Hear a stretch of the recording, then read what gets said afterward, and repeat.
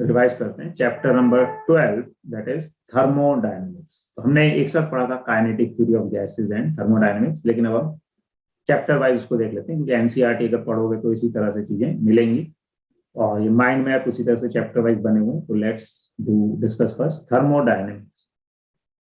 तो थर्मोडायनेमिक्स में सबसे पहले जब हम थर्मोडायनेमिक्स की बात करते हैं तो थर्मोडायनेमिक्स में अलग अलग लॉज की बात करते हैं, अलग अलग टाइप के प्रोसेसेस की बात करते हैं। ठीक है, तो क्या प्रोसेसेस हैं? तो सबसे पहले हम बात करें थर्मोडायनेमिक्स है क्या। तो थर्मोडायनेमिक्स बेसिकली क्या है, जो यहां पर हम देख सकते हैं नीचे लिखा हुआ है, branch of science which deals with concepts of heat and temperature and their interconversion by thermodynamic process.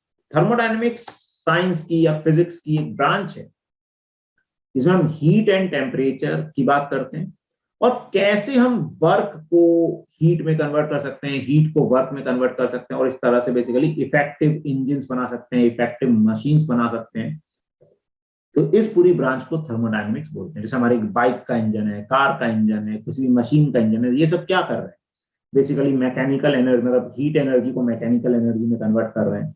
अब कितने एफिशिएंटली वो कर सकते हैं, कितना एफिशिएंसी उसकी बढ़ा सकते हैं, मतलब जितना हमने हीट एनर्जी यूज की उसका मैक्सिमम हम वर्क में कन्वर्ट कर पाए।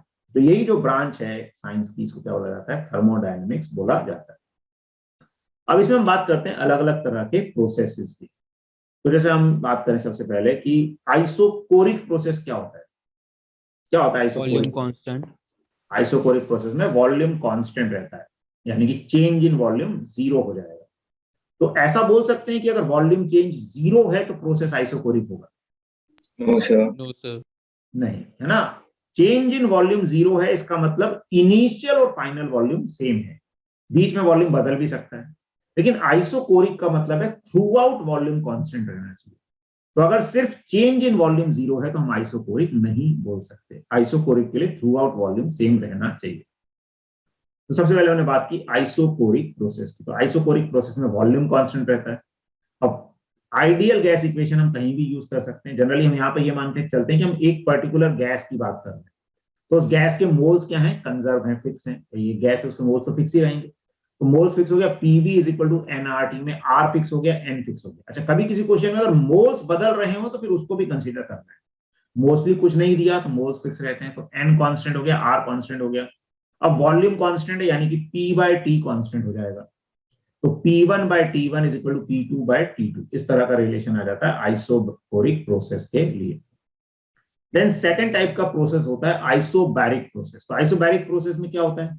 Pressure constant. प्रेशर कांस्टेंट रहता है। तो आइसोबैरिक प्रोसेस में प्रेशर कांस्टेंट हो गया, प्रेशर कांस्टेंट है तो इसके लिए V बाय T कांस्टेंट आ जाता है। अब इसमें देखिए, जैसे P बाय T कांस्टेंट यानी P proportional to the volume में, pressure temperature graph straight line passing through origin बन जाएगा आइसोकोरिक।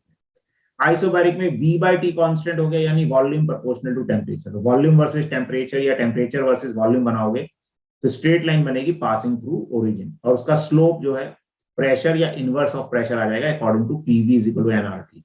अगर टी V वर्सेस T का बनाओगे तो V is equal to NR by P आ जाएगा, तो स्लोप P के इनवर्सली प्रोपोर्शनल आ जाएगा। अब ये समझने वाला है ना, याद रखने वाली चीज नहीं है। Basically PV is equal to NRT है, P कांस्टेंट हो गया। VT ग्राफ बनाना है तो V को एक तरफ रख लो, P को दूसरी तरफ ले जाओ, तो देखो डिनोमिनेटर में आ रहा है, तो प्रेशर के इनवर्सली प्रोपोर्शनल है स्लोप, यानी कि प्रेशर ज्यादा होगा तो स्लोप कम होगा, प्रेशर कम होगा तो स्लोप ज्यादा होगा। तो प्रेशर कांस्टेंट हो गया, V बाय T कांस्टेंट हो गया, यानी V1 by T1 is equal to V2 by T2। फिर होता है आइसोथर्मल प्रोसेस। तो आइसोथर्मल प्रोसेस में क्या होता है? टेम्परेचर कांस्टेंट रहता है। और चेंज इन इंटरनल एनर्जी क्या हो जाएगी आइसोथर्मल में? जीरो। इंटरनल एनर्जी होती है F by 2 nRT, F is degrees of freedom. तो change in internal energy zero हो जाएगी। तो आइसोथर्मल प्रोसेस आ गया। तो टेम्परेचर कांस्टेंट है, यानी PV is equal to constant. अब कई बार ये एक मिस्टेक कर देते हैं, पीवी ग्राफ में straight line passing through origin दे देते हैं तो हम उसको आइसोथर्मल बोल देते हैं कई बार, मतलब गलती से। ऐसा नहीं, ध्यान रखना, इसमें पीवी कांस्टेंट है। तो P is not directly proportional to V, P is inversely proportional to V. तो इसका ग्राफ कैसा बनता है? प्रेशर वॉल्यूम ग्राफ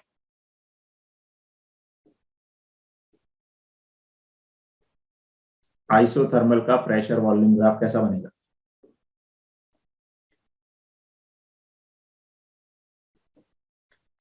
डिक्रीजिंग सा बनेगा। इसको बताया तो था, y proportional to 1/x type का जो भी ग्राफ होता है इसको बोलते हैं रेक्टेंगुलर ग्राफ, इस तरह से। ठीक है, तो टेम्परेचर कांस्टेंट होगा तो पीवी कांस्टेंट हो गया, यानी P is inversely proportional to V। अच्छा, वर्क की बात करें तो आइसोकोरिक में 0 ही होता है, आइसोबारिक में वर्क जो है किसके बराबर होता है बताओ? NR delta T। P delta V या NR डेल्टा T। और आइसोथर्मल में वर्क हो जाता है nRT ln V final by V initial, या nRT ln P initial by P final. और ln को लॉग में कन्वर्ट करोगे तो 2.303 से हमें मल्टीप्लाई करना पड़ता है, 2.303 लॉग की टर्म में आ जाता है। तो ये हो गया। फिर उसके बाद होता है एक एडियाबैटिक प्रोसेस। एडियाबैटिक प्रोसेस वो होता है जिसमें सिस्टम और सराउंडिंग के बीच में कोई हीट का एक्सचेंज नहीं होता, there is no exchange of heat between system and surrounding, that is called adiabatic process. उसकी इक्वेशन क्या होती है? तो उसमें बेसिकली डेल्टा क्यू 0 हो जाता है, या डी क्यू 0 बोल सकते हो, मतलब डेल्टा क्यू ही 0 होना जरूरी नहीं है, डी क्यू 0। किसी भी इंस्टेंट पे हीट का कोई एक्सचेंज नहीं होना चाहिए। इसकी इक्वेशन आती है PV raise to the power gamma is equal to constant, ये वह gamma is CP by CV जो यहाँ पे लिखा हुआ है, और इसी को PV is equal to NRT से बाकी फॉर्म में कन्वर्ट कर सकते हैं, चाहो तो याद रखना हो तो याद रख सकते हो। ठीक है, कि TV raise to the power gamma -1 is equal to constant, फिर P raise to the power जो भी है, मेरे को भी याद नहीं रहता है, मैं याद नहीं रखता हूँ, तो निकाल सकते हैं। ठीक है, अगर पीटी में रिलेशन निकालना है तो वी को पी और टी की टर्म्स में हम लिख देंगे। ठीक है, तो वो निकाल सकते हैं। तो जैसे इस फॉर्म में दिया है तो इस फॉर्म में तो फिर भी याद नहीं रखते अपन लोग generally, P raise to the power 1 minus gamma T raise to the power gamma ऐसा कुछ आता है वो। ठीक है ना, निकाल सकते हो, कोई बड़ी बात नहीं है। मेन चीज है एक याद रखो और बाकी निकाला जा सकता है। बाकी सारे याद रखोगे तो अच्छी बात है, उसमें कोई नुकसान नहीं है। ठीक है, लेकिन बस ये कि कंफ्यूजन नहीं होना चाहिए, हमें सही से याद रखना है, वो इंपॉर्टेंट है हमारे लिए। तो ये हो गया एडियाबैटिक प्रोसेस। अब एडियाबैटिक प्रोसेस में जो वर्क होता है हो जाता है N R delta T upon 1 minus gamma. This is the work done in adiabatic process, या इसको हम माइनस डेल्टा यू भी बोल सकते हैं, क्योंकि delta Q is equal to delta U plus delta W होता है, अभी अपन आगे देखेंगे फर्स्ट लॉ में। तो वहां से हम ये बोल सकते हैं डेल्टा क्यू तो 0 हो गया, तो work is equal to minus delta U के बराबर हो जाएगा। फिर साइक्लिक प्रोसेस जो है, साइक्लिक प्रोसेस जो होता है जिसमें इनिशियल और फाइनल स्टेट सेम होती है, और उसमें डेल्टा यू हमेशा 0 आएगा। और अगर पीवी ग्राफ में साइक्लिक प्रोसेस है तो उसका एरिया वर्क दे देता है। तो अगर पीवी में क्लॉकवाइज साइकिल है तो वर्क डन बाय गैस कैसा आएगा, पॉजिटिव या नेगेटिव? पॉजिटिव। अगर पीवी में क्लॉकवाइज साइकिल होती है तो वर्क पॉजिटिव आ जाता है, और एंटी क्लॉकवाइज होगी तो नेगेटिव। और वीपी में अगर क्लॉकवाइज होगी तो वॉल्यूम प्रेशर कर्व में क्लॉकवाइज साइकिल होगी तो नेगेटिव आ जाता है ना। ये चीज हमें ध्यान रखनी है। ठीक है, चलो उसके बाद हम बात करते हैं, ये रिलेशन हमें पता होना चाहिए, मोलर हीट कैपेसिटी। तो सीवी बेसिकली होता है molar heat capacity at constant volume. तो जो सीवी है ये F/2R के बराबर होता है, और सीपी जो है वो सीवी प्लस आर के बराबर होता है। सीपी होता है molar heat capacity at constant pressure. तो मोलर हीट कैपेसिटी क्या होती है? यूनिट मोल का टेम्परेचर यूनिट डिग्री बढ़ाने के लिए कितनी एनर्जी हमें देनी पड़ती है। तो CP by CV is gamma. तो सीपी बाय सीवी गामा होता है, जिसको गामा को एडियाबैटिक एक्सपोनेंट भी बोला जाता है। और मेयर्स इक्वेशन क्या कहलाती है? CP minus CV is equal to R. ध्यान रखना, इसलिए तब होती है जब सीपी सीवी पर मोल के लिए दे रखा है। कई बार आप देखोगे क्वेश्चंस, कई बार बच्चों ने पूछे भी थे, इस एग्जाम में भी आए हैं, पर यूनिट मास दे रखा होता है कि CP is heat capacity per unit mass. तो उसमें क्या होगा, ये आर बाय एम का फैक्टर आ जाता है इस तरह से। वो थोड़ा सा हमें ध्यान रखना है कि मोल के लिए है ये रिलेशन। अगर पर यूनिट मास दे रखा है तो हमें उसमें मोल को मास में कन्वर्ट करके वो रिलेशन देखना पड़ेगा। तो Cp minus Cv is equal to R if Cp and Cv are given for one मतलब they are given for moles, for mass अगर देंगे तो रिलेशन में इधर चेंज आएगा राइट हैंड साइड में। उसके बाद हम बात करते हैं लॉज ऑफ थर्मोडायनेमिक्स की। तो सबसे पहले जीरोथ लॉ ऑफ थर्मोडायनेमिक्स। तो जीरोथ लॉ बहुत ही सिंपल लॉ है। वो क्या कहता है कि अगर दो सिस्टम इंडिविजुअली किसी तीसरे सिस्टम के साथ थर्मल इक्विलिब्रियम में है तो वो दोनों आपस में भी थर्मल इक्विलिब्रियम में होंगे। थर्मल इक्विलिब्रियम का मतलब उनका टेम्परेचर सेम है, यानी अगर ए का टेम्परेचर बी के बराबर है और सी का मतलब बी का ए के बराबर, ऐसा बोलो सी का भी ए के बराबर है इंडिपेंडेंटली, तो बी और सी का भी आपस में टेम्परेचर बराबर होगा। This is zeroth law of thermodynamics. फिर फर्स्ट लॉ ऑफ थर्मोडायनेमिक्स क्या कहता है? First law of thermodynamics basically energy conservation पे बेस्ड है। तो ये क्या कहता है कि जो भी हीट हम सप्लाई करते हैं गैस को, delta Q is net heat supplied to the gas. इसमें जो हीट सप्लाई की वो पॉजिटिव लेंगे, अगर गैस ने कुछ वापस भेज दी उसको नेगेटिव लिया जाएगा। तो नेट हीट जो भी सप्लाई करेंगे वो कहां जाएगी? या तो इंटरनल एनर्जी बढ़ाएगी गैस की या सिस्टम की, और जो सिस्टम वर्क करेगा उसमें। तो हम एनर्जी लॉसेस की अगर बात नहीं कर रहे हैं, जो भी हीट हम एनर्जी सप्लाई करेंगे किसी भी सिस्टम को, या तो उसकी इंटरनल एनर्जी बढ़ाएगी या सिस्टम जो वर्क करेगा उसमें चली जाएगी। तो delta Q is equal to delta U plus delta W. यहाँ पे डेल्टा डब्ल्यू है work done by the gas. और अगर इसको बात करें तो गैस अगर एक्सपेंड करती है, वॉल्यूम बढ़ता है, तो work done by gas positive होता है, और अगर गैस कंप्रेस करती है तो work done by gas negative होता है। तो इस तरह से हम इसको लिख सकते हैं। बाकी ये जो लिखा हुआ है ये delta U plus P delta, ये सदैव सही नहीं है, ध्यान रखना, ये गलत लिखा हुआ है। ठीक है, वर्क डन अलग अलग प्रोसेस के लिए अलग अलग होगा। पी डेल्टा वी हम तभी लिख सकते हैं जब कैसा प्रोसेस होगा?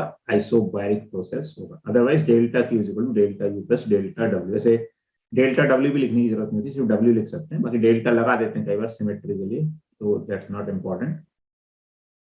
ये फर्स्ट लॉ ऑफ थर्मोडायनेमिक्स होता है।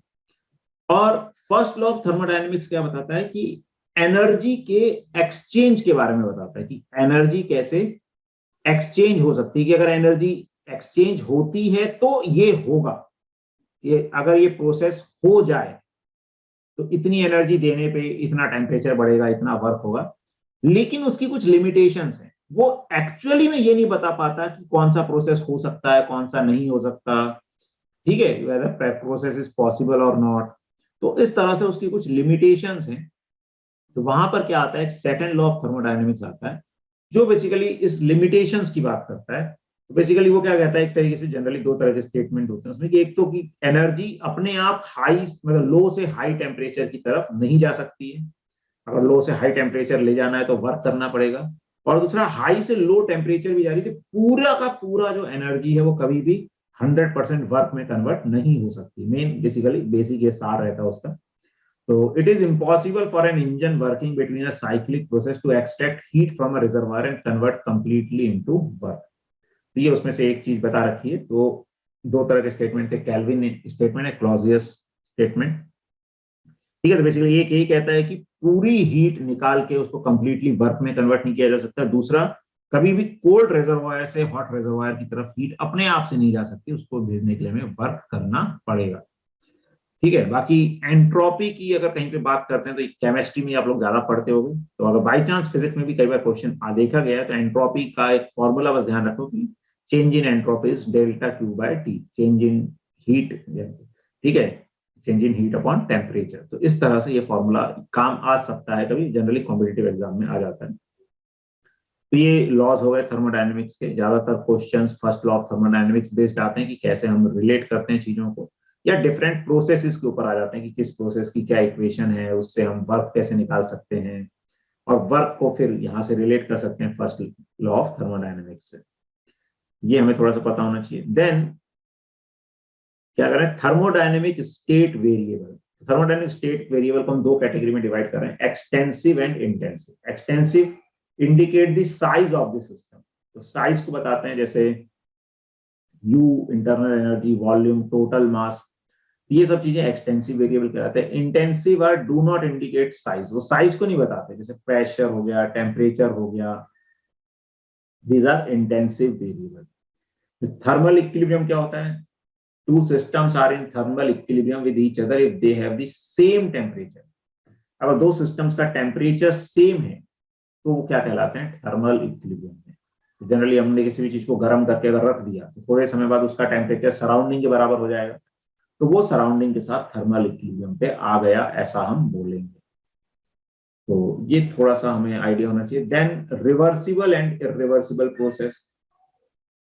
तो any process made to proceed in the reverse direction by changing its condition is called reversible process. Reversible process क्या है, जैसे एक प्रोसेस किसी पाथ को फॉलो कर रहा है, अगर हम कंडीशंस को रिवर्स कर दें और वो एग्जैक्टली उसी पाथ को बैकवर्ड डायरेक्शन में फॉलो करे तो उसको रिवर्सिबल प्रोसेस कहा जाता है।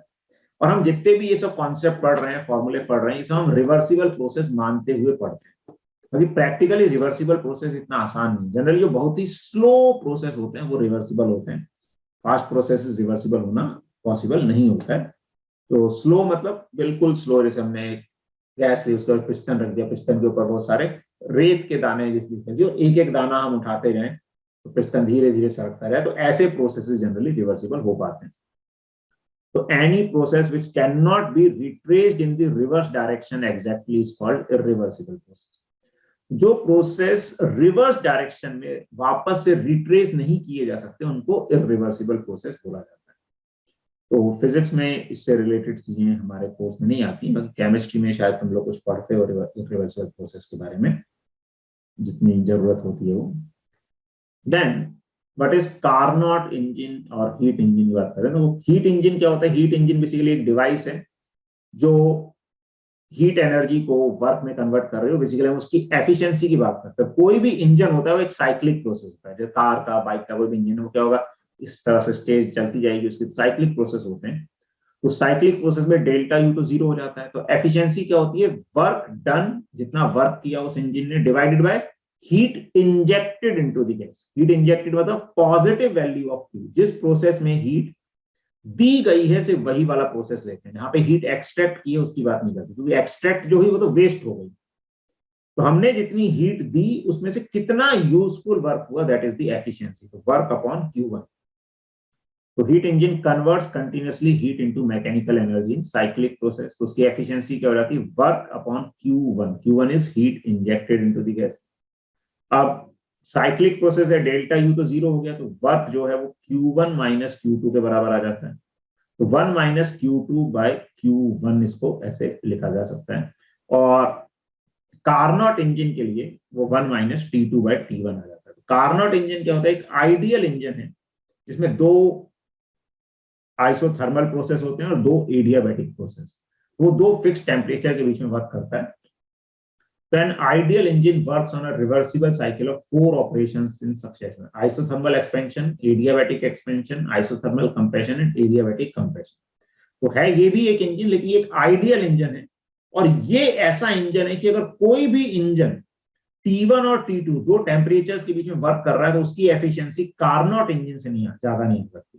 तो कार्नोट इंजन की ही जो एफिशिएंसी है वो मैक्सिमम आ सकती है। तो एफिशिएंसी कार्नोट इंजन की भी वही होगी 1 माइनस Q2 बाय Q1। लेकिन ये जो फॉर्मूला है 1 minus T2 by T1 generally ये कार्नोट इंजन के लिए एप्लीकेबल होता है। बाकी कई बार सिर्फ हीट इंजन के लिए भी T1 T2 दे दिया तो हम यही फॉर्मूला लगाते हैं, बट हीट इंजन के लिए जनरल फॉर्मूला क्या है? वर्क अपॉन Q1 या 1 minus Q2 bye Q1। Q1 जो हीट सप्लाई की हमने गैस को, Q2 जो हीट रिजेक्ट कर दी गैस ने, सराउंडिंग में वापस से फेंक दी, वेस्ट कर दी, वो Q2 होता है। और कार्नोट इंजन के लिए वो 1 माइनस T2 बाय T1 के बराबर आ जाता है। ठीक है। Then there is one term called quasi static process. तो infinitely slow process such that the system remain in thermal and mechanical equilibrium with the surrounding throughout. तो ऐसे process को क्वाजी स्टैटिक प्रोसेस बोल देते हैं।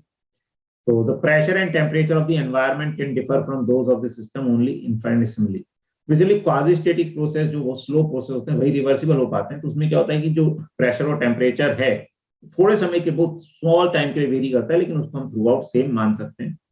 और फिर यहाँ से एक और चीज होती है रेफ्रिजरेटर और हीट पंप। तो जैसे हीट इंजन का काम क्या होता है कि बेसिकली वो हीट को क्या करता है, हॉट रिजर्वायर से एनर्जी लेता है, वर्क करता है, कोल्ड रिजर्वायर में एनर्जी को फेंक देता है।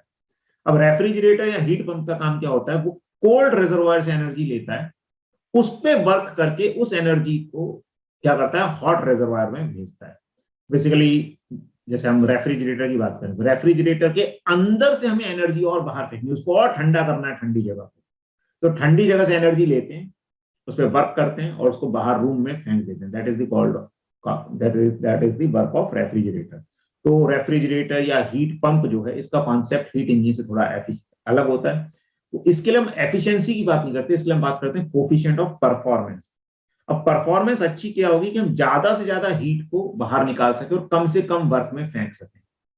तो इस कोफिशिएंट ऑफ परफॉर्मेंस क्या हो जाता है, Q2, तो जो हीट हमने कोल्ड रेजर्वायर से निकाली और डिवाइडेड बाय वर्क। जितनी ज्यादा हीट निकालेंगे कोफिशिएंट ऑफ परफॉर्मेंस उतना अच्छा है, जितना कम वर्क करना पड़ेगा उतना अच्छा होगा। तो Q2/W, this is the coefficient of performance. और ये भी एक साइक्लिक प्रोसेस है, तो डेल्टा U तो 0 हो गया, तो W को हम क्या लिख सकते हैं, Q1 - Q2। और कोई कार्नोट साइकिल जैसा केस मान ले तो ये T2/T1 - T2, इस तरह से इसका एक्सप्रेशन लिखा जा सकता है कोफिशिएंट ऑफ परफॉर्मेंस का। तो ये थर्मोडायनेमिक्स वाले पार्ट में ये सब चीजें हमें क्लियर होनी चाहिए। एक बार देख लो, कोई कंफ्यूजन है पूछ लो। क्लियर है? क्लियर। Yes, sir. Yes.